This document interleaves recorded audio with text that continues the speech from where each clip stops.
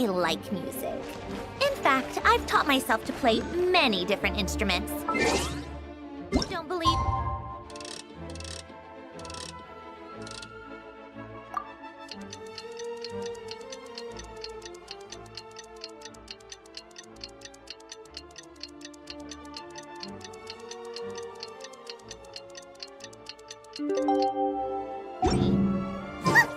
I'm near PM. Alosha replied. He says that we won't be able to speak at the Vetcha, but he can arrange...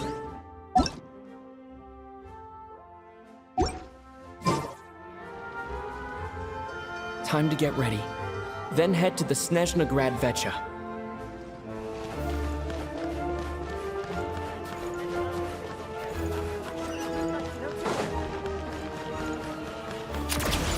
Pick up the pace.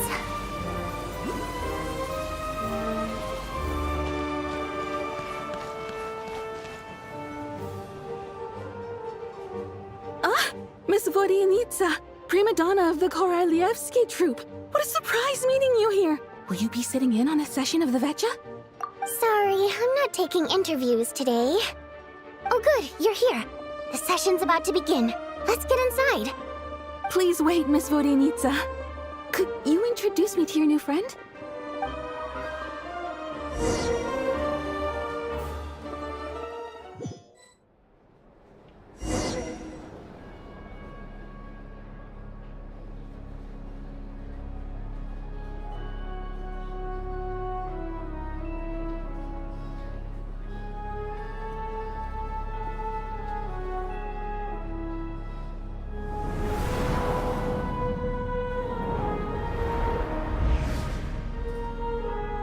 In summary, the energy management commitments made for the outgoing period have been delivered upon.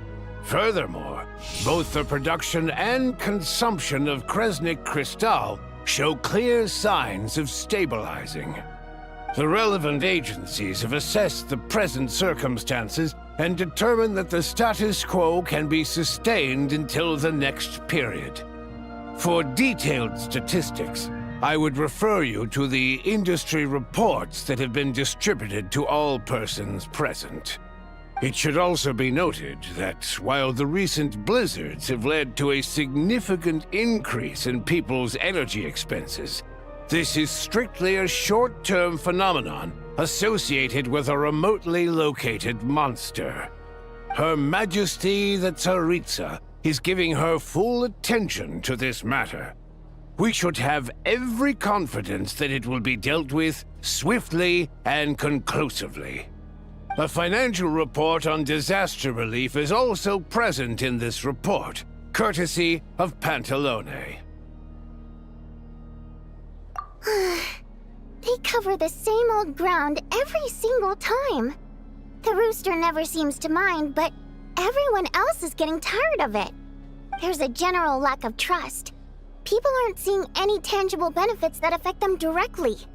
Of course, none of that will be reflected in any of the reports on the table. Yeah, if it weren't for these hard copy documents, I could have at least made something up. Oh, don't mind me. I'm just out here trying to hit my interview quotas. Bring out the kvass. Ever read it? Best-selling newspaper in town. If I remember correctly, you guys don't even have a sales permit. You have to sell from stalls on the street. Okay then, best-selling street stall newspaper in town. Still counts.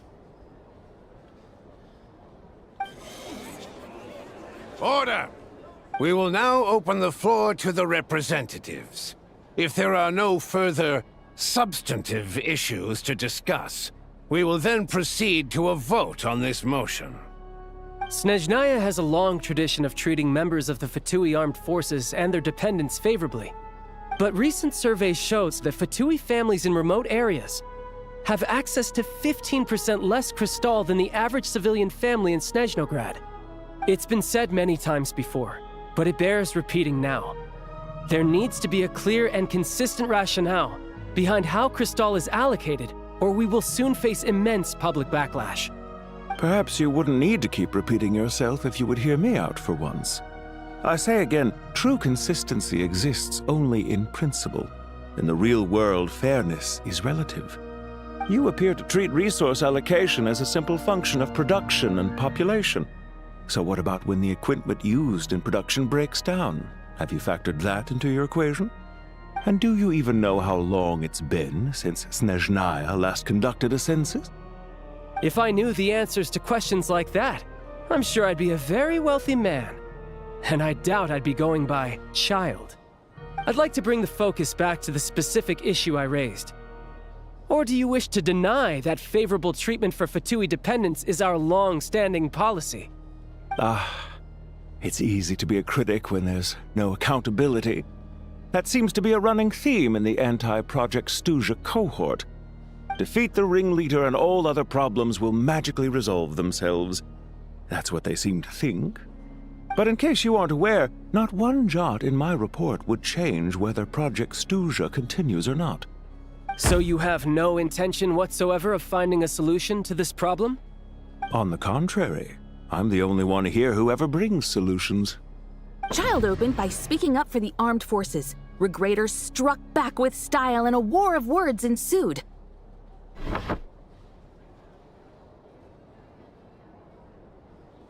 Our reporter was live on the scene to get the audience's reaction as it all unfolded. Who do you support? The people have spoken! Child received raucous applause from the crowd as he pushed Regrator onto his back foot with a relentless barrage of questions. It had to be seen to be believed. Now you see why they don't have a sales permit.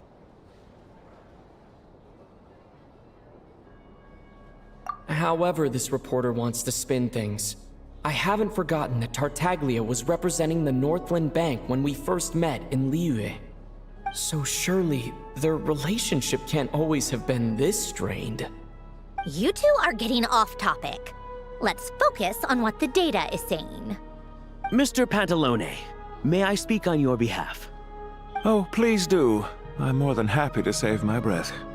Crystal distribution policy undergoes modifications with each new period. The ultimate goal being to find the most reasonable method of allocation, which I believe is what Mr. Tartaglia also seeks. But I fear many may have been misled on this topic by extremist activists. To clarify, Project Stuja is not the root cause of the problem. It is merely a framework for resource distribution. The most recent reports all point to Snezhnaya's resilience and adaptability during this period of fine-tuning, and give clear indications that a distribution framework is improving with each iteration. To make drastic adjustments without first considering the risks would likely do more harm than good. It would be a waste of the hard-won experience we've gained to date. Renowned scholar of finance, Arapov spoke up to clarify the fiscal logic, clearly alluding to social organizations like the Rokot in his words. With the notorious Lelex still active to this day, should the Rokot be held responsible? No, there is someone else to blame. She's just rephrasing what Mr. Pantalone said. The Rokot are the critics he accuses of taking no responsibility for their actions. As for Lilac, you won't have heard of him yet. He's currently the most famous member of the Rokot. Well, more like infamous. Ending Project Stuja has become an obsession for him. Unlike the more decent ones among us, he believes that votes in the Vetcha are all that matter. So whether it's threats, coercion, or bribery, he'll use whatever means necessary to get people to change their vote. And since we're already on the subject, what do you think of Lelec's methods? Are you for or against?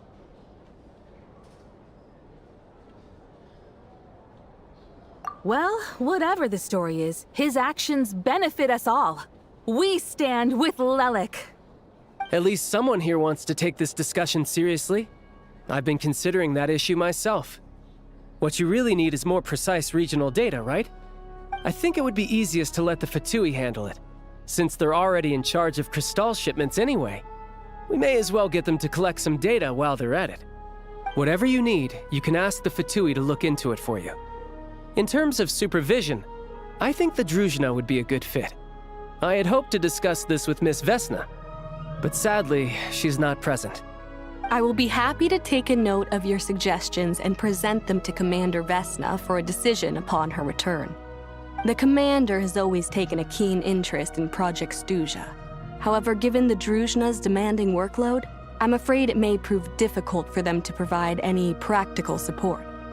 Let us refrain from jumping to conclusions until a concrete and actionable plan is in place. My apologies, Lord Rooster.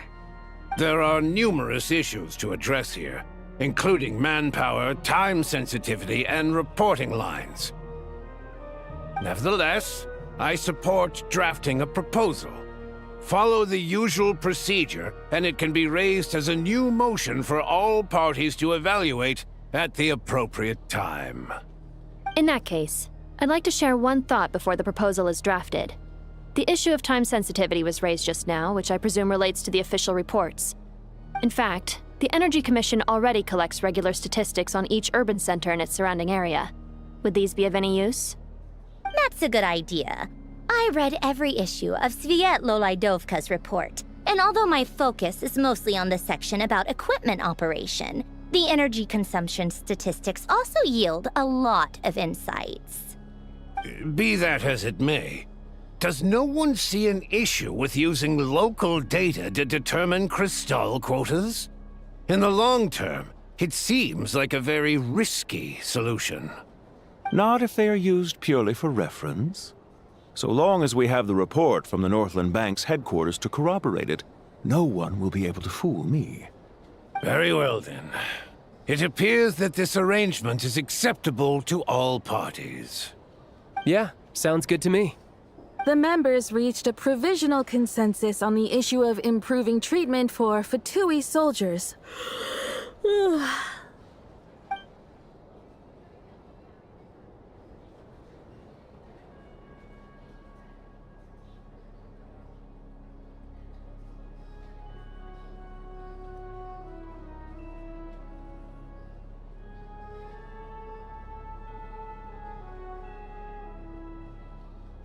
Today, the prima donna of the Korailievsky troupe attended a session of the Snezhnograd Vecha in the company of a dashing young man. The question on all our minds is, what is the true nature of their relationship? Write anything like that again, and I'm revoking your permission to interview the troupe. Got it?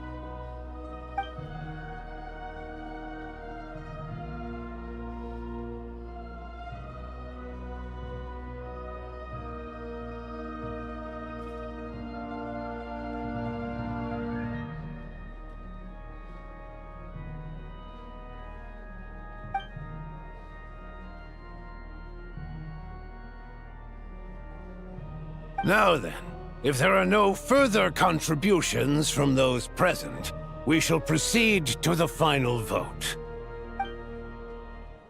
Hey, check it out!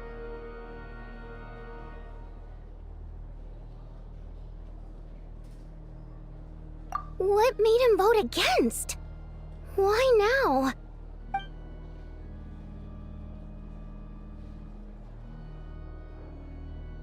The votes have been tallied.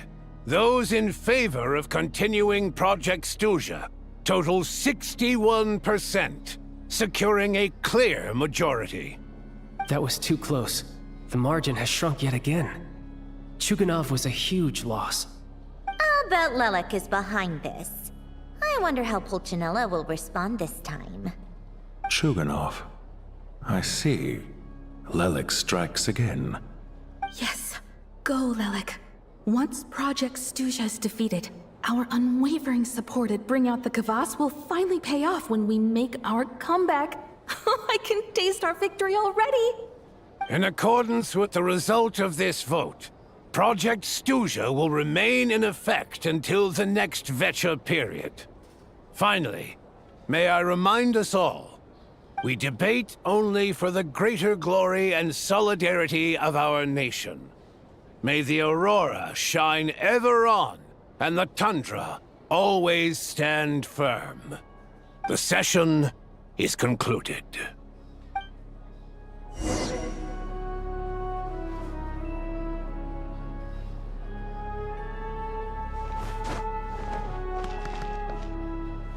a break?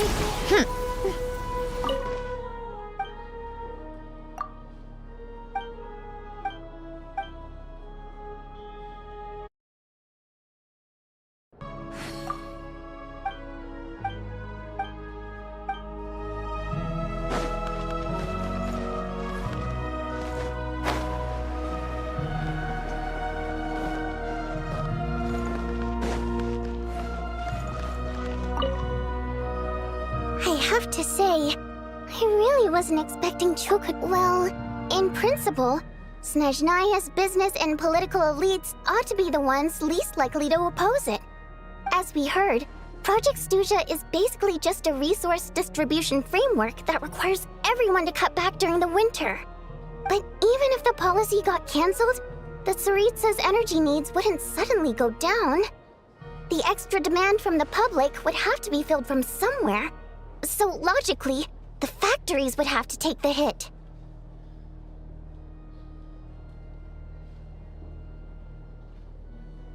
I got a letter from Mr. Mitya just before today's session. He said he's confirmed that there are issues around overtime and excessive energy consumption at the Iskra manufacturing plant. In a situation like this, once the Rooster receives the report, he'll order the factory to halt production and submit to an investigation before issuing a penalty. But that's a week-long process, and thus didn't make it onto the Vetcha agenda this time. I don't think he suspects anything so far.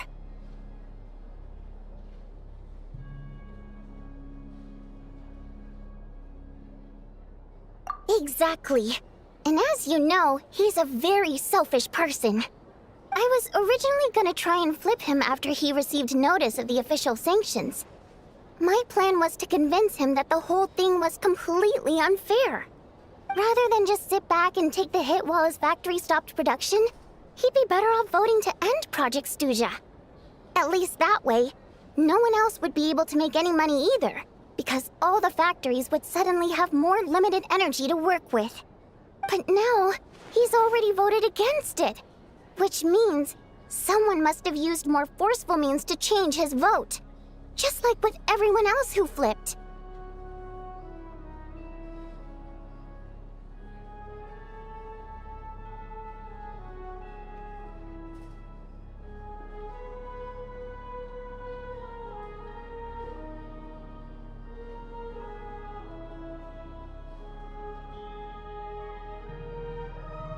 Yeah, no one knows why Lilac is so obsessed with ending Project Stuja, but by the looks of it, he's inching closer and closer to success. Lilac must have strong motivations, given how he'll stop at nothing to achieve his goal. Maybe he knows the full truth of Project Stuja. Maybe my next step should be to focus on him. All right. What are your plans for the rest of the day? Shall we head out? Hey, comrade. I noticed you were here during the debate. I didn't take you for a political enthusiast. Greetings, Harbingers. I just happened to have some free time today, and my new friend here thought it might be fun to check out the Vetcha. Ah, Odette must have introduced you. Looks like you two are getting along pretty well. I'll leave you to catch up. I should head back to the troop. Sure. Break a leg and all that.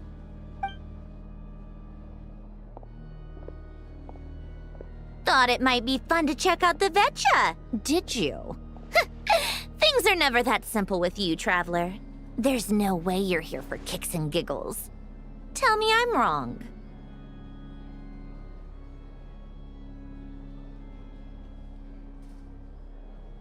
Oh, yeah.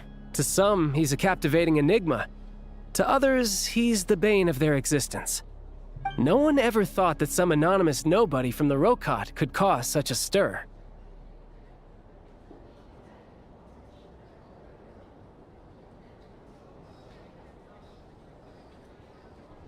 Huh? You want to look into Lelik? Then I'm sure his days of anonymity are numbered. What do you think, Sandrone? Fine by me, I guess. If the Traveler actually manages to expose Lelik, it'll be doing Pulcinella a favor. In return, it seems fair to let him in on what we've learned so far. My thoughts exactly. Sharing is caring, after all. Head back to Glupov and grab the files on Lelik. It's easier to just pull the records than go through the rigmarole of getting the Traveler a visitor's permit. As you command, child, sir. In that case, since we're going to be waiting anyway, I'll have someone brew a pot of black tea.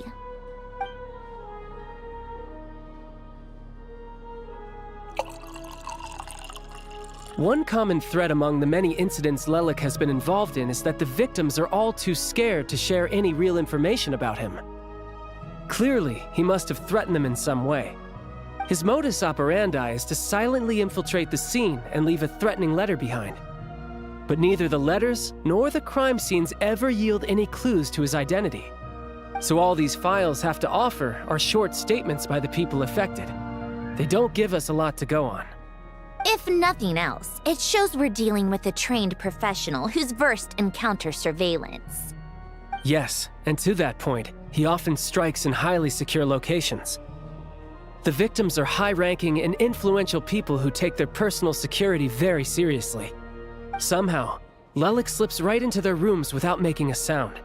There's never any eyewitnesses, nor the slightest trace of a break-in. If he can get in and out undetected, it means he can strike without warning. Not that that's ever happened so far, but the thought is enough to scare these people sleepless. It's hard to believe that a human being could pull this off flawlessly every time, so they switched the focus of the investigation to Faye. Unfortunately, no one's found anything yet. Careful, don't underestimate me. Although truth be told, I'd probably find it hard not to blow my cover. Direct confrontation is more my style. We haven't ruled out the possibility of Lelik being human. It's just, there can only be a handful of people in all of Teyvat who'd fit the profile. Faye, on the other hand, plenty would have the ability, but few would have the motive.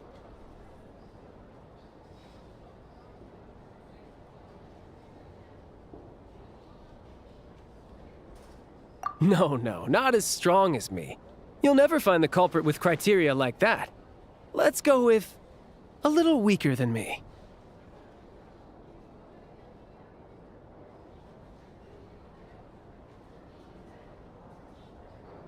There's no denying that Master is strong, but meticulous.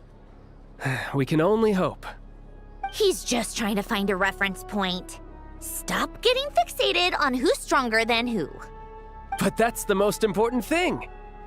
In my opinion, anyway.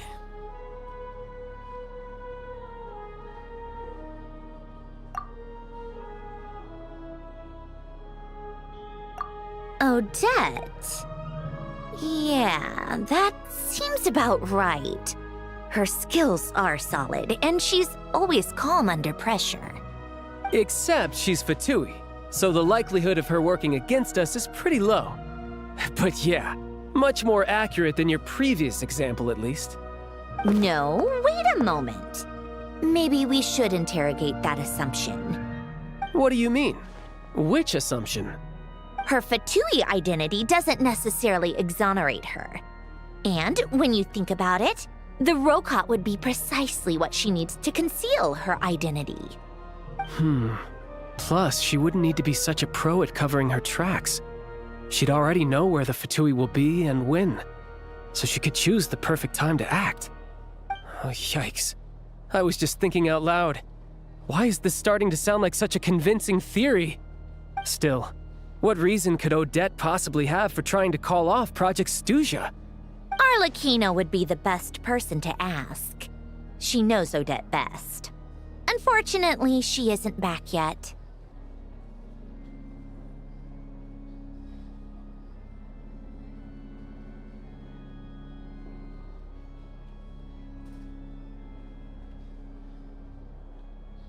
Rosaline used to open up to her in private about her struggles with Odette. As I'm sure you can imagine, Arlecchino is quite a lot better with children than Rosaline was. She gave her some tips on how to handle the situation, and Rosaline managed to reach a settlement with Odette before leaving. So I suppose there were at least no lifelong regrets left behind. Beyond that, I don't know the details about that side of things. But I do know that Odette definitely has a motive to hold a grudge against Project Stuja. The reason being, her father passed away during the early stages of the project. That was back before it had been named Project Stuja, when things were still being worked out. But in essence, it's remained the same ever since. Huh. The more you know. Rosaline was always so self-centered. I never understood why she started paying so much attention to Odette. Is that such a surprise? If you cast your mind back, you may remember that Rosaline and I weren't exactly close. We had tea together a few times, but that was about it. Odette's past is no secret. Her father was a Fatus and her mother was a very famous ballerina. On the surface, it looks like she followed right in her parents' footsteps. But the truth is quite a different story. After her father passed away on a mission, her mother was overcome with grief. She broke her leg during a performance and could never dance again. Odette was only interested in ballet at the time, but this tragedy left the family with both breadwinners gone. They could barely make ends meet. Per Capitano's policy, family members of Fatui who died in the line of duty had to be appropriately accommodated and provided with adequate assistance. So, regardless of how Rosaline may have felt about it, it fell to her to resolve the issue of Odette's family's livelihood. In the end, the solution they agreed upon was to have Odette join the Fatui. Right, because the alternative would have been a one-off compensation payment, I guess. In that sense, joining up was definitely the better option. Still, she must have had mixed feelings about it, right? If she doesn't even like the Fatui. It's just a theory, a possibility. But as a motive for Odette to become Lelik, it holds up. That said, I have no idea where Odette's head is at right now, or what her conflict with Rosaline was about. Plenty of people were on bad terms with Rosaline. I have no intention of trying to figure it all out.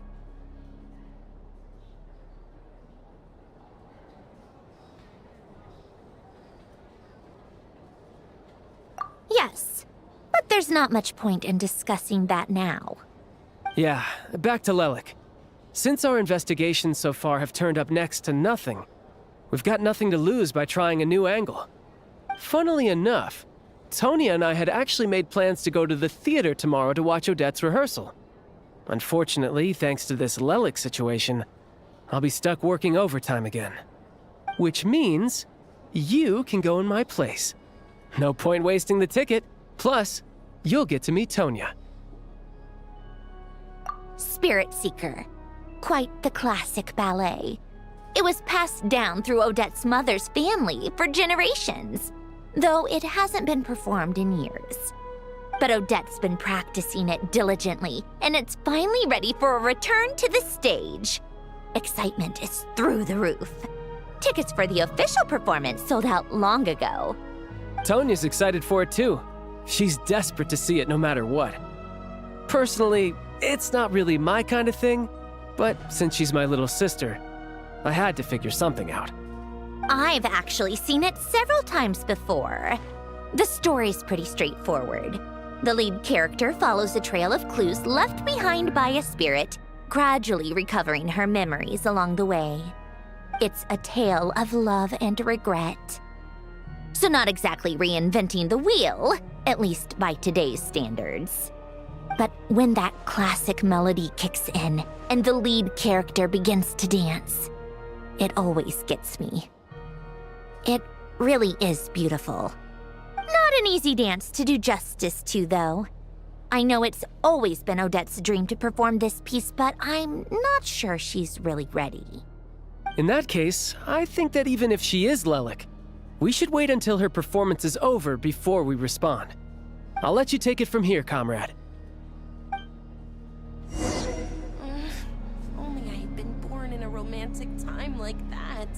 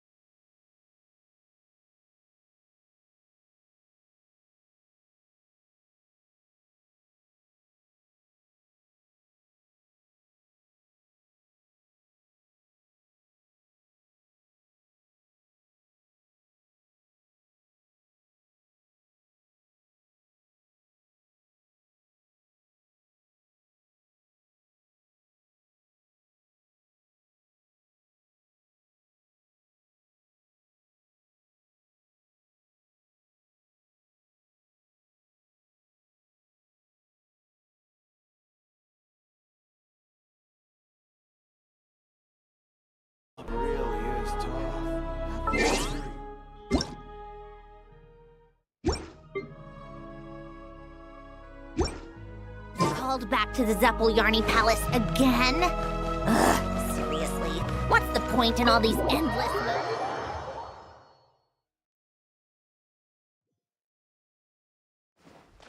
Come on, keep up. Pick up the pace. Take a break.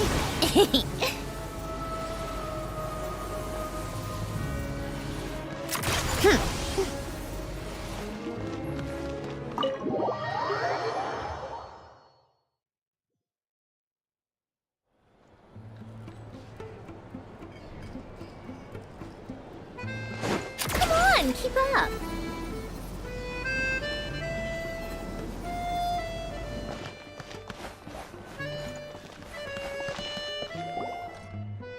Sounds like you've made a ton of progress today. It's good that everything's going so smoothly. Next step is to head back to the theater and get a clear answer from Odette.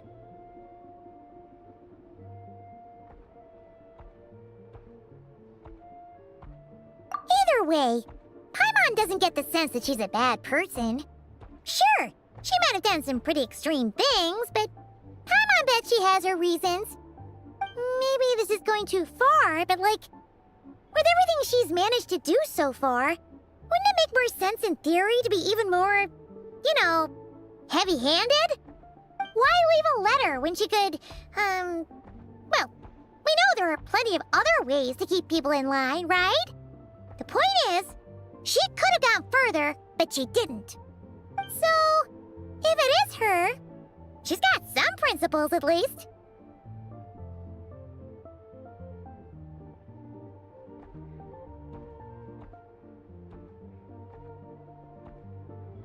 Yeah!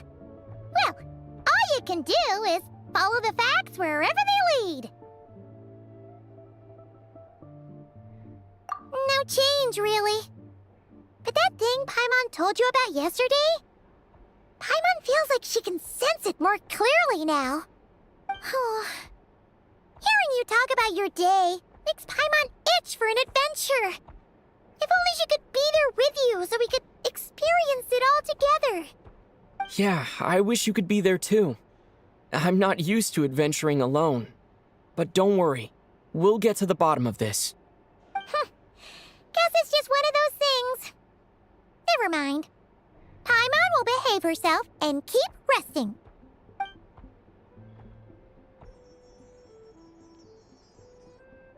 If Odette is Lelik, she may well have inside information on Project Stuja. Her father was involved with the project's early implementation and tragically died in the process. Now, she's dedicated herself to bringing it to an end. It's hard to imagine she could have gotten this far without knowing anything at all about the Tsaritsa's true intentions. When she spoke to us as a member of the Fatui, how much did she let on? And how much was she hiding? Only time will tell. Maybe tomorrow, everything will be answered. Hey look! It's snowing! Could be a tough day ahead. Make sure you wrap up warm tomorrow.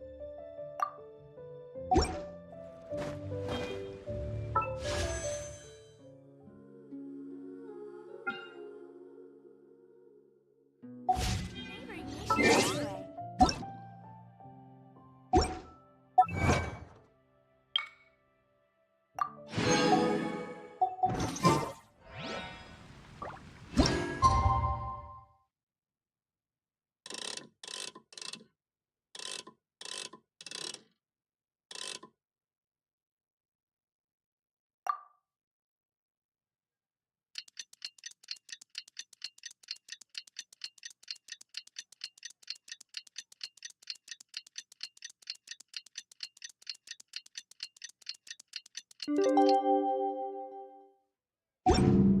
like it.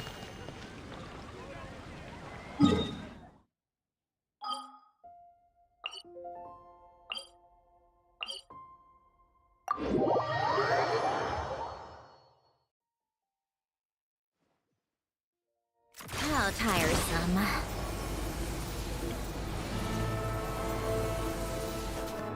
Take a break. Pick up the pace.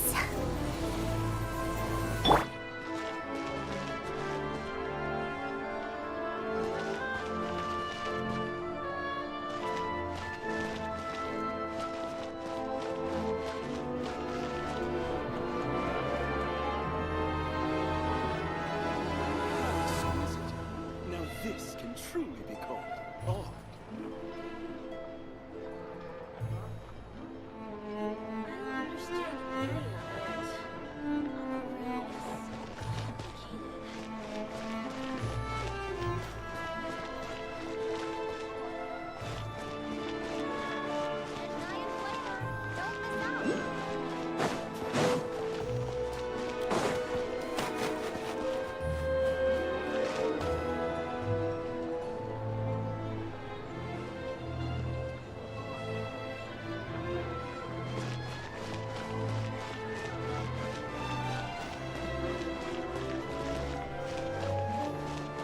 Get to work!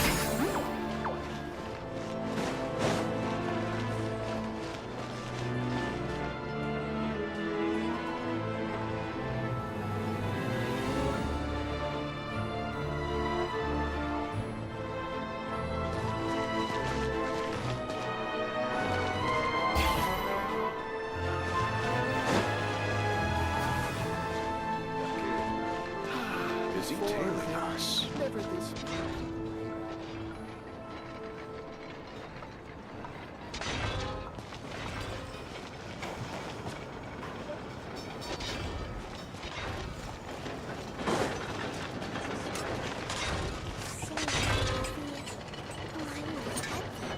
Get the temperature wrong and the details suffer. Get the details wrong and the flaws start to follow.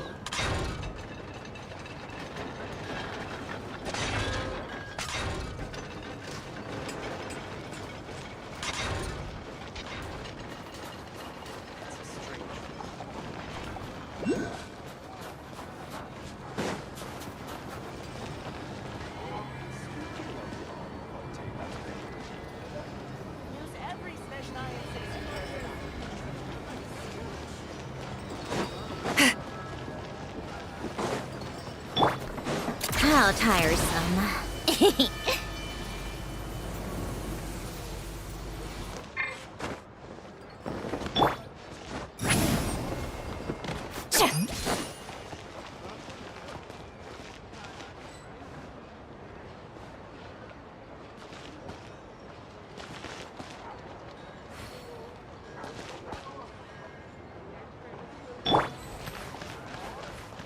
Surely we've offended Chernobog.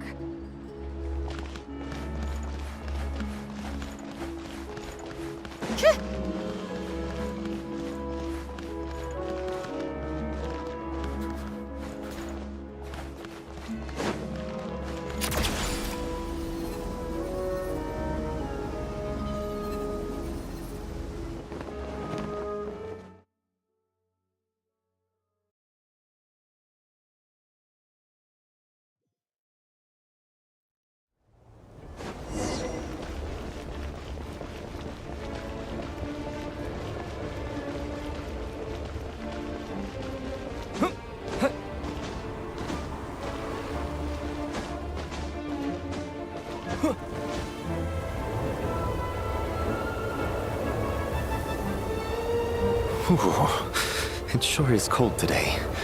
I wonder how much heavier the snow's gonna get. Here to see Odette? I just need to see your tickets for the preview. Perfect. Thank you. I'll hold on to your tickets. Come on in. It's freezing outside.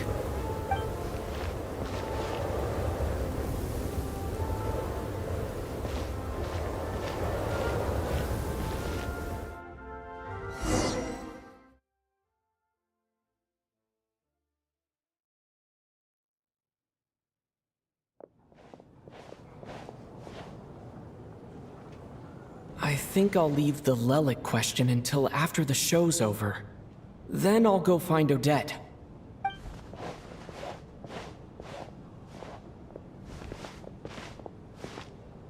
Child said he was originally going to come with Tonya. So I'm guessing Tonya's already here somewhere. Is there anyone here who looks like a Tonya? Let's see. It's a small audience. Makes sense for a preview. But wait, I do see some familiar faces. Mr. Chuganov's back again by the looks of it. Oh, and is that Mitya? And that Fatui officer, Valeri. Guess he must be playing cat and mouse with Mitya again. Oh no, it looks like the show's starting and I still haven't found Tonya. Never mind. I'll just have to take a seat for now and see if I can catch her afterwards.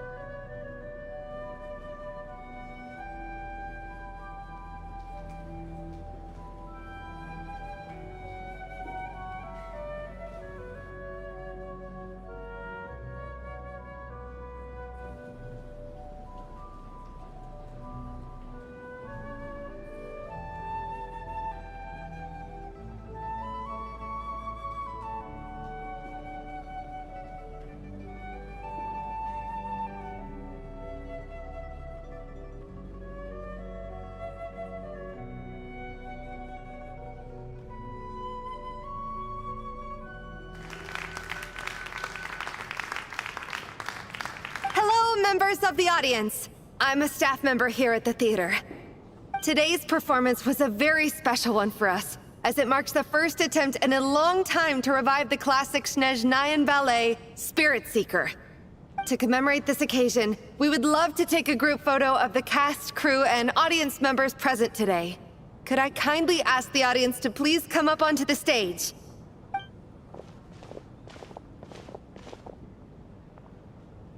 All right, everyone, huddle in a little more. Now, look at the camera. 1, 2, 3.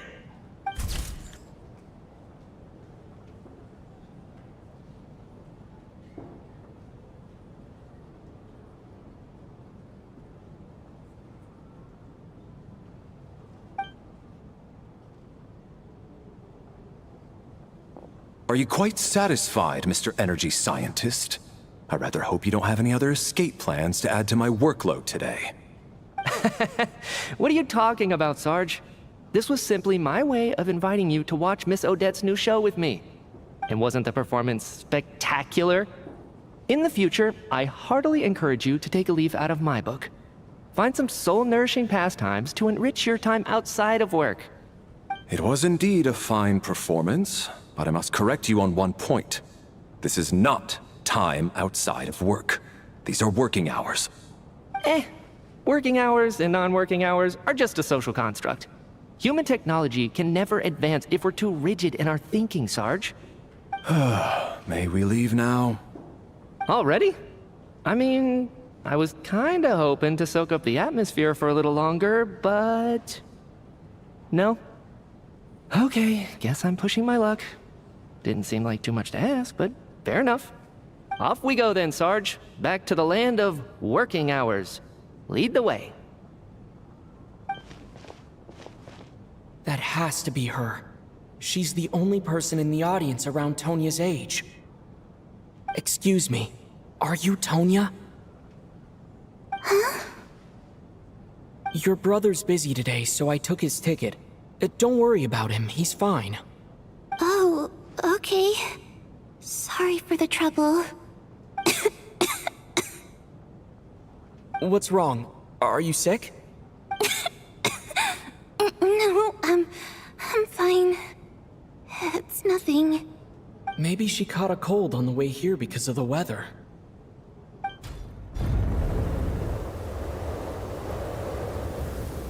I haven't seen snow like this in a long, long time. It's most unusual. I know. It's completely white out there. You can barely see a thing. I've never seen such heavy snow in my life. Let's wait it out for now.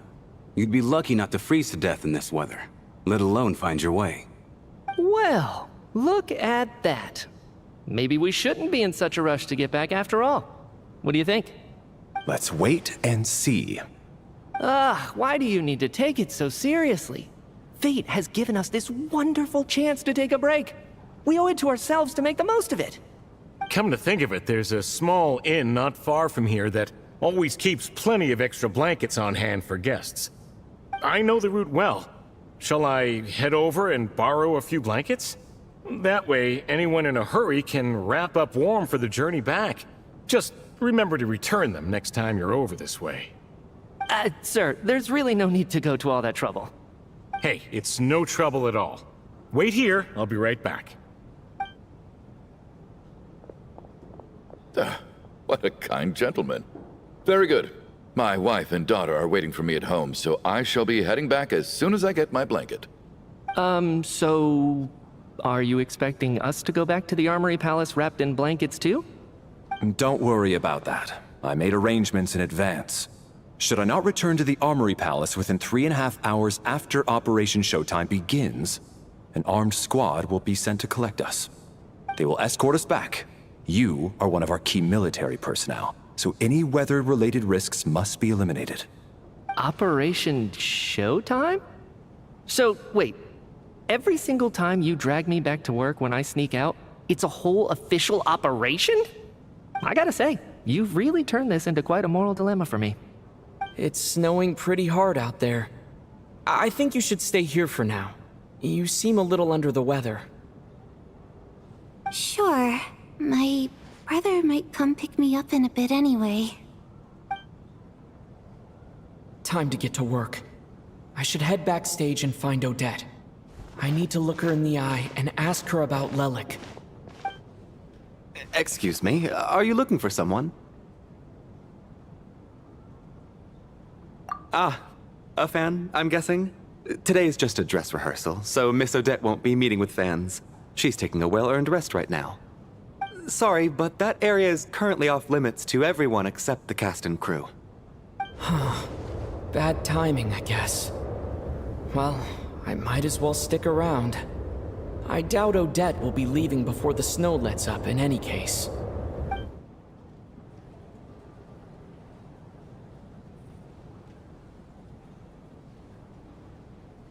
What happened to the gentleman who went to fetch the blankets? How has he still not returned? I was thinking the same thing. It's still snowing very hard. Do you think something might have happened to him? Whatever the reason for his delay, I must say I hate nothing more than people who make empty promises and fail to deliver. Well, I have to treat my employees like that on occasion, but that's different.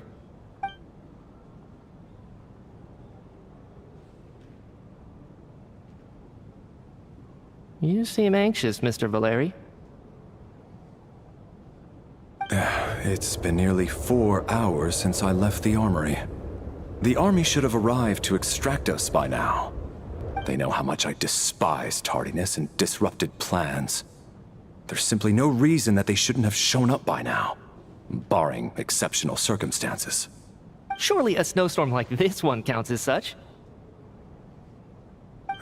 Few things in this world can stop the Snezhnayan army, Mr. Mitya. And a snowstorm is certainly not one of them. Why don't you go out and take a look? They might be right outside, waiting for your orders before they dare come in.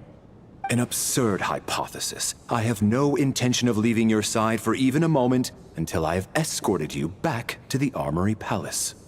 This doesn't look like an ordinary snowstorm to me. That guy who left earlier. It looked like he just vanished into thin air.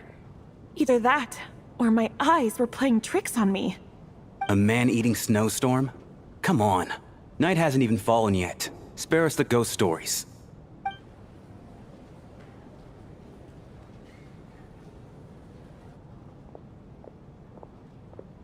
Traveler, didn't know you were coming today. How come you didn't say anything? Oh, right. I assumed you were looking for me and Vodenitsa. Odette's still backstage. Whoa, that's quite a snowstorm out there. I've been working backstage this whole time, so I didn't even notice. No wonder the audience hasn't left yet. Is weather like this rare, even in Snezhnaya? Yeah, snow like this. I'm sure I've seen it out in the wild before, but never in the city. Actually, I take that back. I don't think I've seen snow this bad even in the wild. This is something else. It's not normal. If even Alosha thinks snow like this isn't normal, could it have anything to do with that monster people have been talking about? We can't stay cooped up here forever. Someone needs to go out and take a look. No need. I have plenty of experience with snowstorms. Besides, I work here while you're an audience member. I should be the one to do it.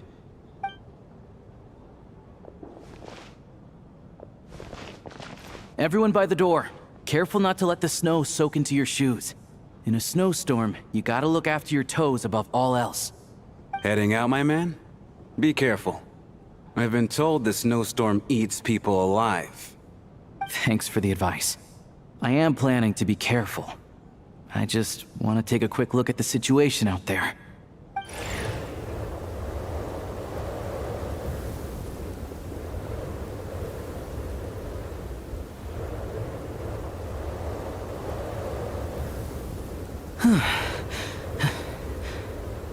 He's back! He's back! How was it? What's going on out there? Did you see any soldiers patrolling the area? Something about this storm isn't right.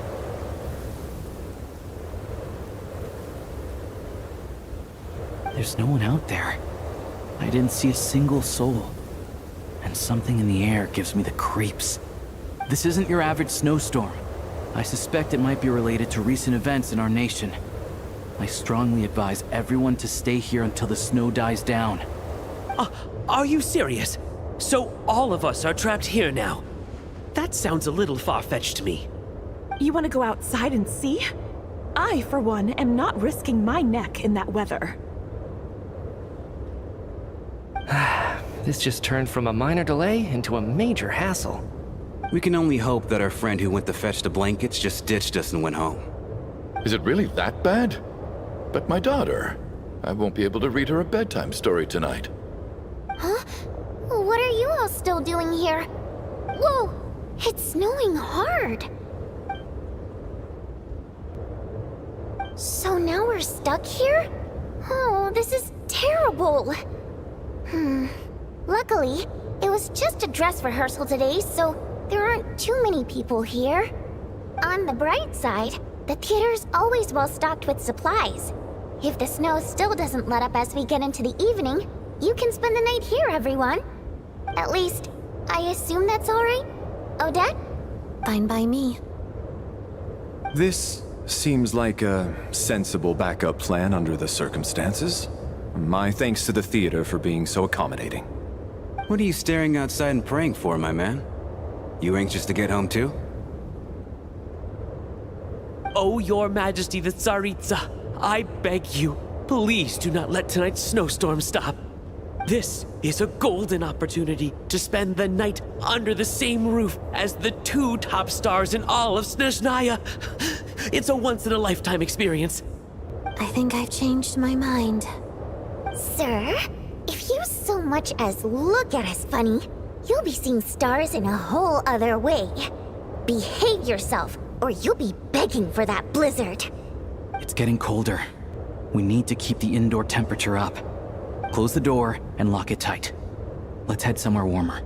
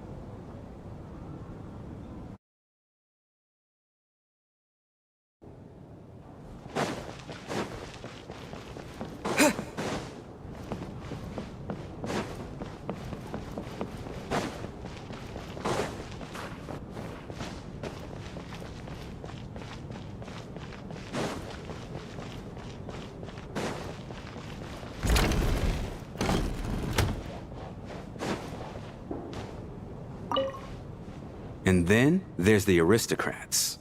Easiest of all to deal with. You don't need to use any force whatsoever. All you have to do is show them the rope you plan to tie them up with. Do you know why? I don't. Do tell. Because nothing horrifies them more than the thought of a cheap, coarse rope leaving creases on their precious million Mora coat. They'll do whatever you ask to avoid that fate. Unexpected, but funny nonetheless. Tell me another one. Well, look at that. I got myself a new listener. Hey there. Let me introduce myself. The name's Shram, and I'm a mercenary. The kind that gets paid to do odd jobs for rich folks. And I am Chuganov, an entrepreneur. If my name is unfamiliar to you, you will no doubt have heard of my factory, the renowned Iskra manufacturing plant. Are you really that famous, Mr. Chuganov? How come I've never heard your name before? Excuse me? Is that a joke? Or are you being serious? Oh, I'll have to ask my rope later. He's probably tied up more entrepreneurs than I've ever heard of.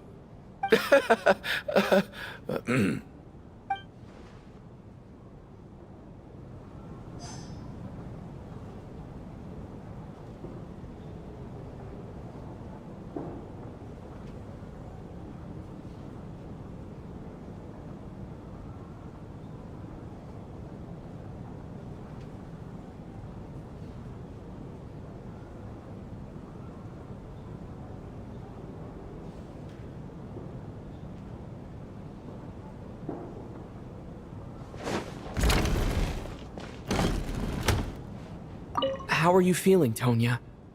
I'm fine. Sorry to worry you. I'm used to it by this point. I take medicine for it. My brother usually helps to get it ready for me. Child must take great care of his sister. He's never mentioned Tonya's illness, though. You know, I actually find this whole thing kind of exciting. Stuck in a strange place thanks to a snowstorm. Having to spend the night with a bunch of interesting characters. It's pretty cool, don't you think? Exactly. It's like one of those stories where an ordinary school trip turns into a magical adventure. I've always wanted something like that to happen in real life.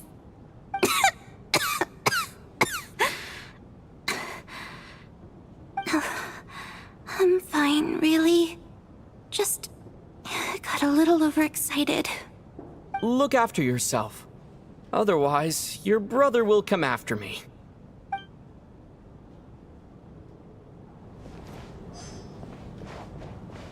My husband has major trust issues. To him, I doubt even this snowstorm is a good enough excuse for me to stay out all night. That's the price of marrying into wealth. You'll get used to it. I'm not about to stop you if you want to leave. But don't drag me along. Hello? Can I help you?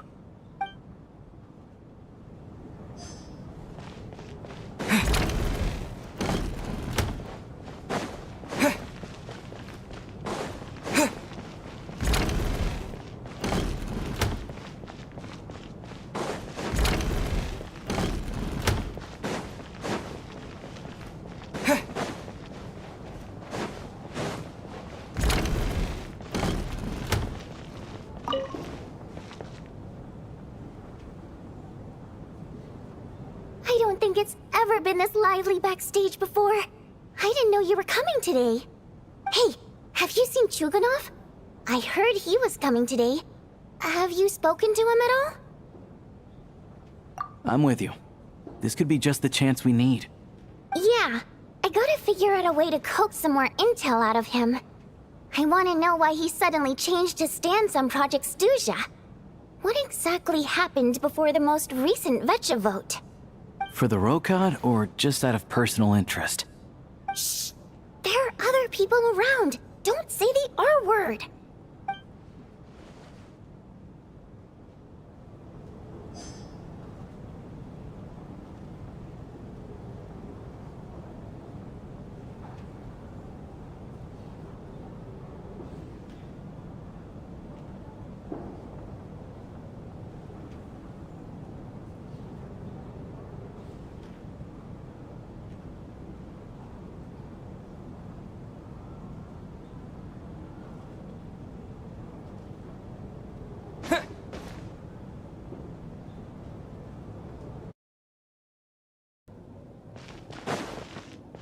I have to say, even though today was a rehearsal and there were some hiccups along the way, Miss Odette's performance was one of the best I've ever seen, even compared to an actual show.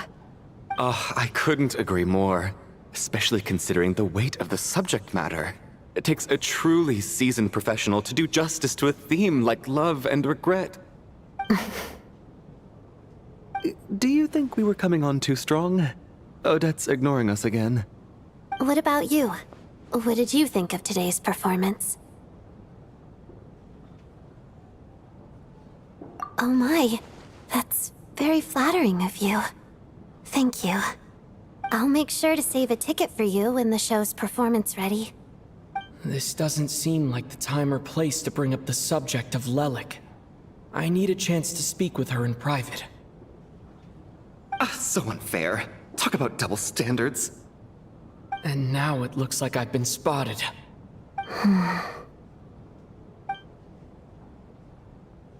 You know Mitya too? No, I don't. I just have a feeling that he might be dangerous.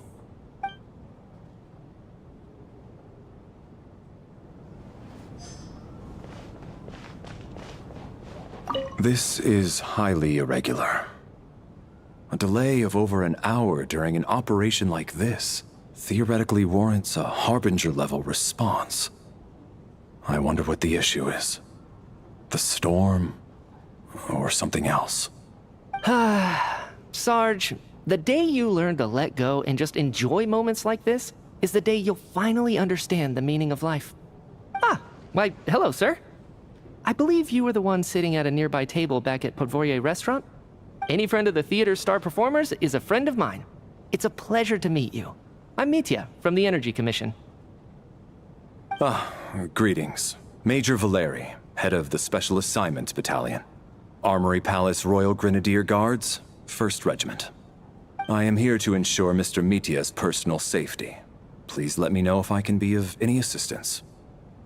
Mr. Traveler, I cannot help but notice that Miss Odette is stealing glances at me. Any idea what that could be about? I've racked my brains, but I can't think of anything I might have done to offend her. Perhaps she noticed me spacing out during her performance?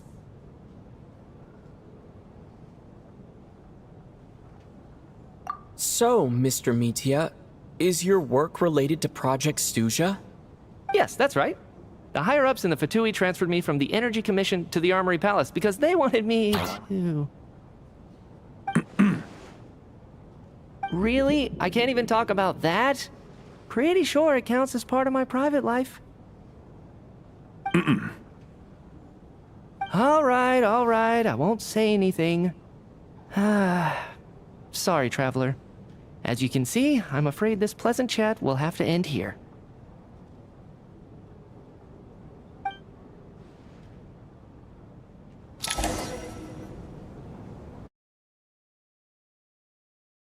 How's it looking, Alosha?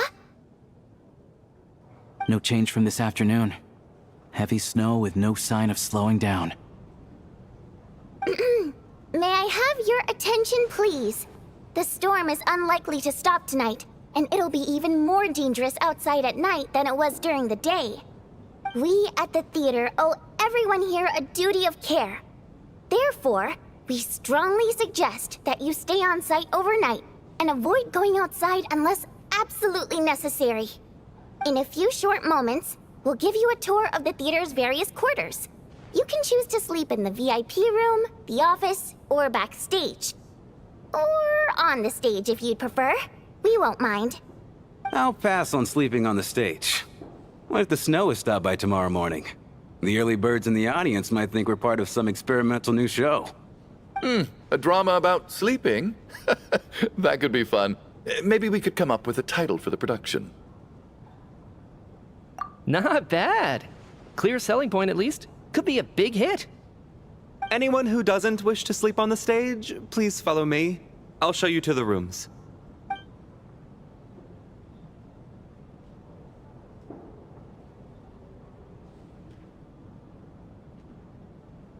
I guess I'll call it a night. Though I feel like I won't sleep very well without Paimon here. I'm sure she'll be worried that I haven't made it back yet. But as long as she looks out the window, she'll probably realize what's holding me up. I wonder if she's feeling any better yet. At least she hasn't been getting any worse. Still, I should try and get back first thing tomorrow morning.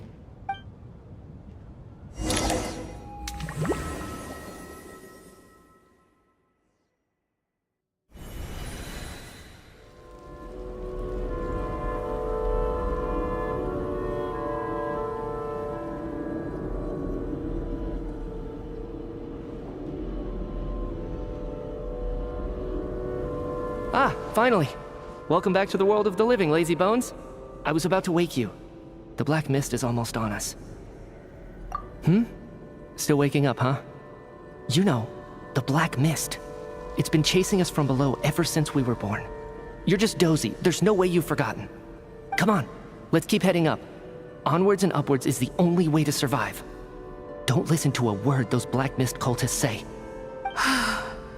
Here we go again. The endless march toward survival. What's going on? That black mist down there is creeping me out. And it's rising. Guess I should head upwards and get away from it. The black mist cultists believe that being swallowed by the black mist leads to everlasting peace. But if you ask me, they're just lying to themselves. We're the only heretics left. The only ones who refuse to give in. We have to keep going.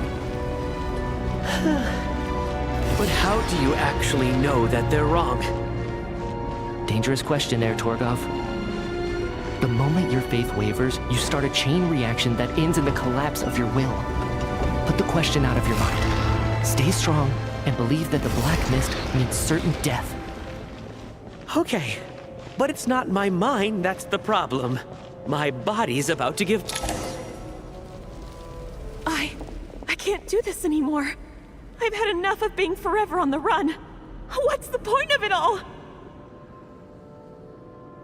All this will pass eventually, I promise. Keep fighting. It will be worth it.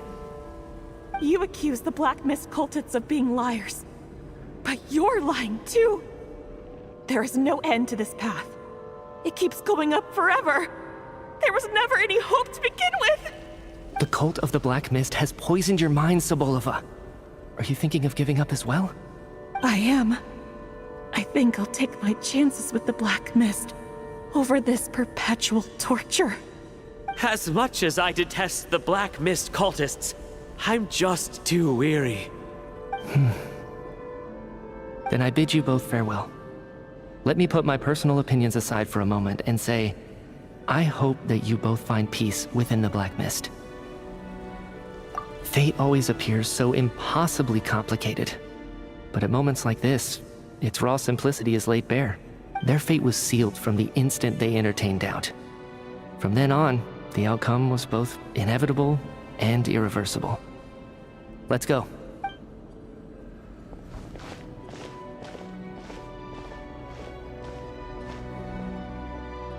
Torgov and Sobolova are gone. I never thought the day would come when even they would be swallowed by the Black Mist. It's just you and me now. Yes, it looks like it's satisfied. For now. This happens from time to time. But it won't be long before the Black Mist starts chasing survivors once again. No one knows how to stop its advance for good. Well, we should make the most of the precious moments of rest that those two bought for us.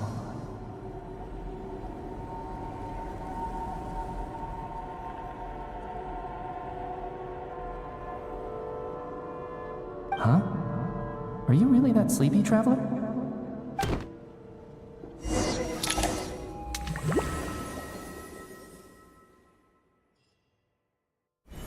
Ah! Help! Somebody, come quick! What is it, Chuganov? What's wrong? Huh? Is it morning already? What's all the commotion? Sounds like it's coming from next door. I should check and see what's going on.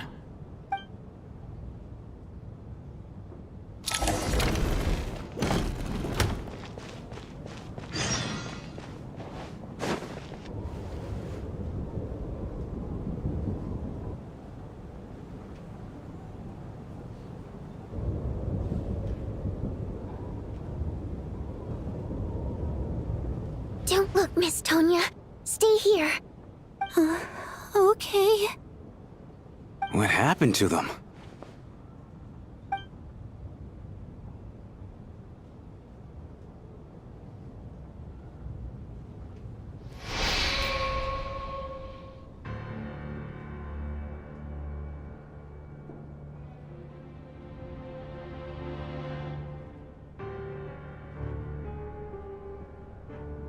These two people have passed away. And the strange thing is that somehow, I knew this was going to happen. I knew that they would be the ones to die. Have I seen this moment before? Or did I have some kind of premonition?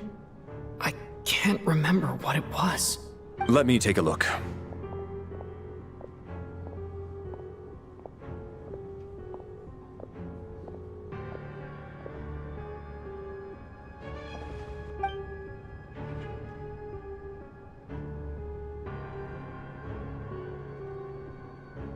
No vital signs in either of them. They're dead. The cause of death, however, remains unclear. No wounds on the bodies, no signs of a struggle, and no skin discoloration caused by the buildup of toxins.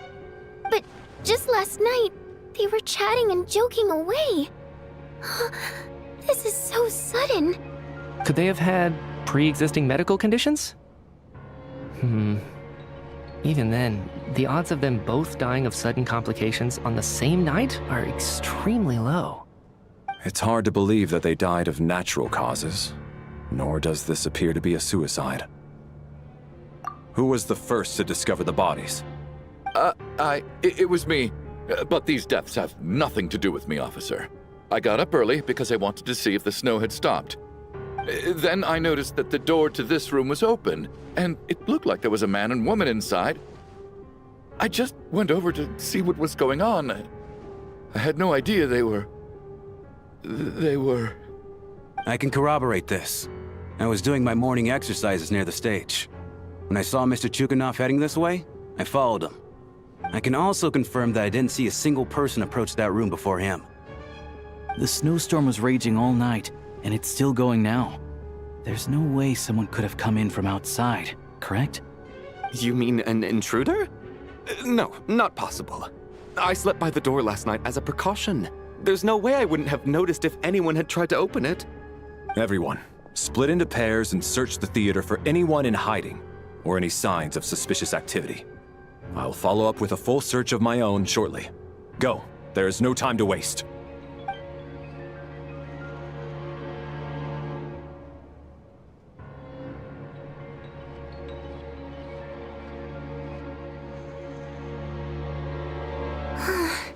Nothing on your end either? Backstage is clear. No signs of suspicious activity. We checked the basement. Also clear. I don't think there's anywhere here that a living person could hide.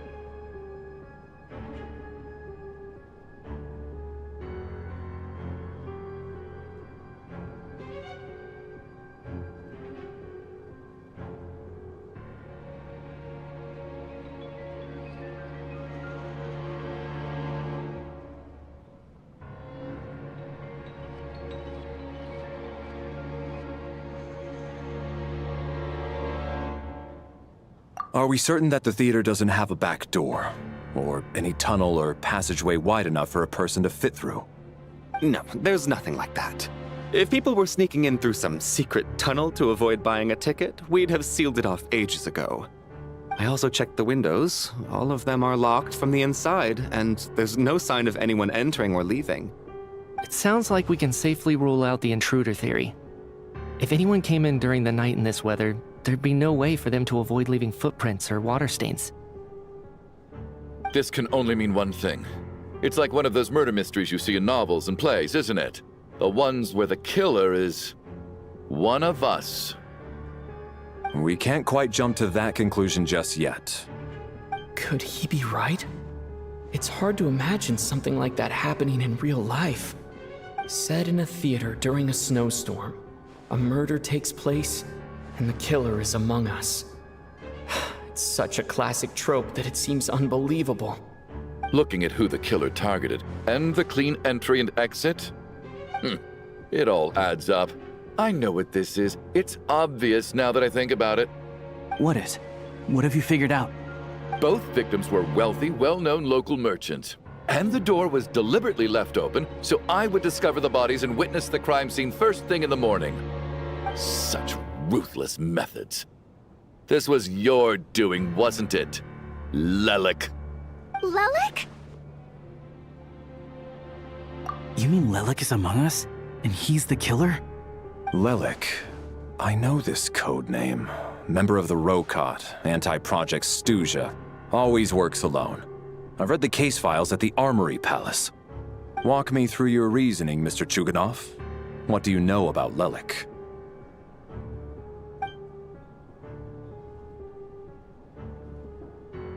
What now, huh? What now, Lelik? What more do you want from me? I already voted against Project Stuja at the Snezhno Gradvecha. You snuck into my house the other day while I was asleep. Left a threatening letter. And I did all that you asked. But Project Stuja cannot be so easily shaken. Not with the rooster in charge.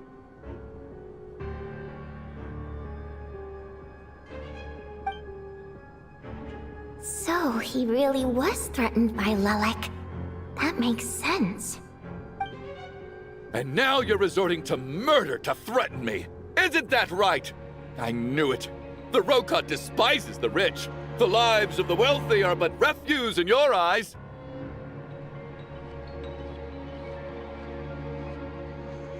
Show yourself!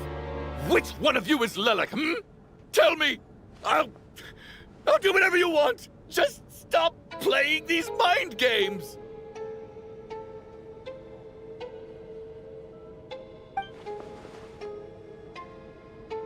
Was this really Lelik's doing?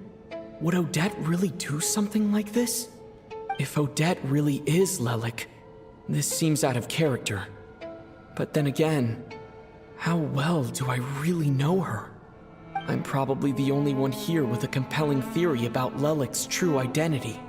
But if I reveal it now, I'll be putting Odette in the line of fire. What should I do?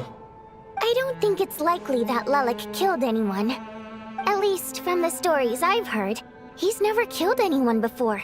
And his name has never come up in connection with any murder cases. Besides, even if Lelik did want to threaten you, why resort to such an extreme and roundabout method? It's not his style at all. Vodyanitsa doesn't know that Lelik might be Odette, but her assessment is pretty much identical to mine. Miss Vodyanitsa, why do you suddenly feel the need to speak in Lelik's defense? Defense? Oh, no, it's just... I'm worried that we're jumping to conclusions here, so I wanted to share my point of view. Also, I don't think the Rokot is as bad as you're making it out to be. Well, if you think I'm so wrong, what's your theory then, Why don't you tell us who the killer is? The case is still evolving, Mr. Chuganov. Please do not prevent others from expressing their opinions so early on in the discussion. Even so, there's no denying that the recent threat received by Mr. Chuganov may well be an important clue. So there's still a good chance that Lelik is right here among us. I can't do this anymore. I don't care if it's still snowing outside. I have to get out of here.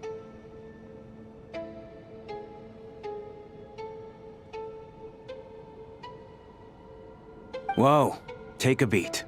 We all know it's far too dangerous out there. Even the soldiers couldn't get to us. Go out that door, and you might not live to tell the tale. And whoever this Lelik is, they're surely not going to murder anyone in broad daylight. Be sensible, my man.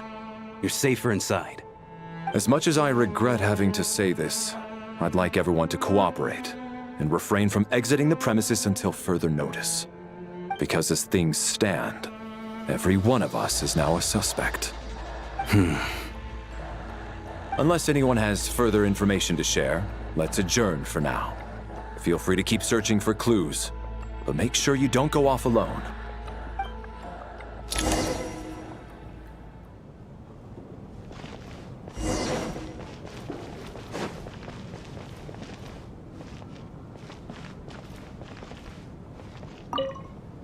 I still find it hard to believe there's a murderer among us. Just last night, I imagined we were like classmates out on a hiking trip. There's no guarantee that you can trust your classmates, especially not when you're locked up together. Why did they do this? Was it for money? Even then, they could have just kidnapped the people. They didn't have to die.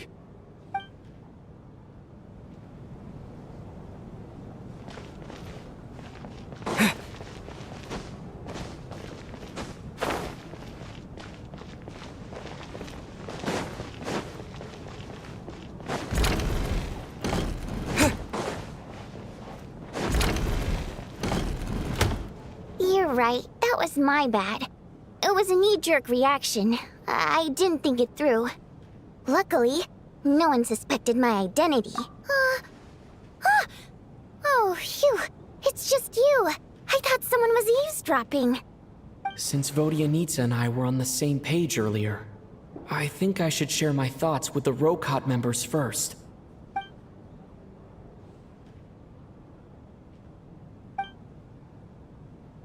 Whoa. Are you serious?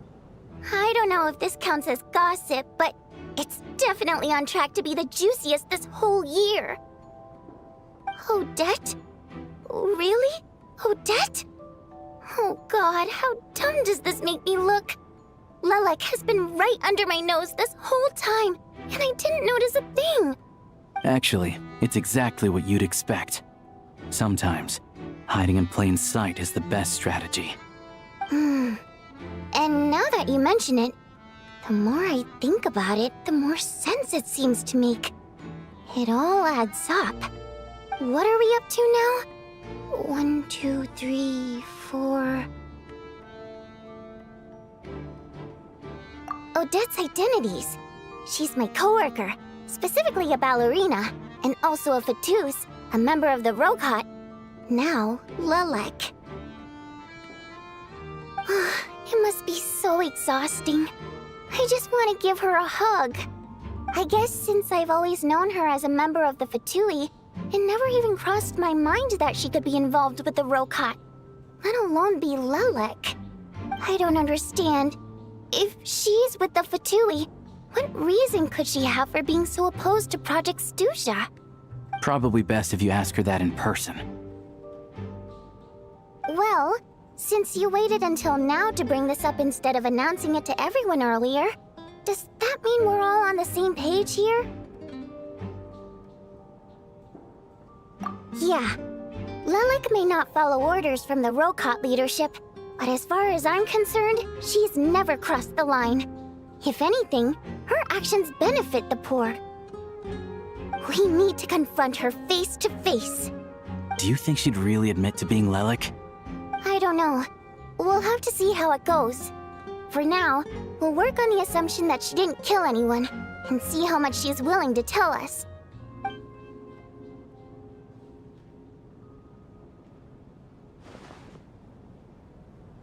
Now's her chance. Odette's alone. Let's go. Hey, Odette. What is it, you guys? Shh. Keep your voice down. We need to talk. So, you're Lelik, aren't you? All right, fine. You don't have to say anything or explain yourself. Just